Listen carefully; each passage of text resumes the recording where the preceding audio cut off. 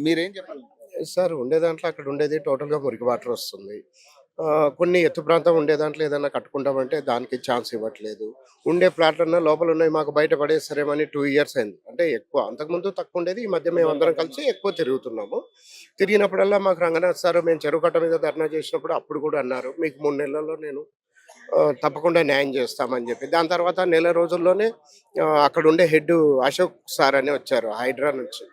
తనన్నారు ఎక్కడి నుంచి మనం వాటర్ తీస్తే బావుంటదని జెప్పి వచ్చి ఇక్కడ అలుగు దగ్గర కింద చిన్న అలుగు దగ్గర నుంచి చూసారు. తప్పకుండా న్యాయం చేస్తాము. అట్లా ఇబ్బంది లేదన్నారు.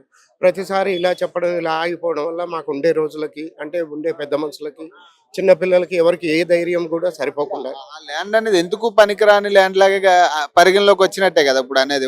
ఇప్పుడు వాళ్ళు చెప్పేదాని ప్రకారం ఇప్పుడు కనీసం మీరు దాన్ని అమ్మాలన్నా లేకపోతే ఎవరికైనా ఇవ్వాలన్నా మీరు ఏదైనా చేసుకోవాలన్నా కూడా ఇందాక ఆయన చెప్పినట్టు అవును. చేసుకుందామంటే ఇప్పుడు కొన్ని చోట్ల ఏదన్నా ఇంత మట్టేద్దామంటే ఎవరన్నా తిక్కోళ్ళు ఎవరో వచ్చి ఏదో కంప్లెయింట్.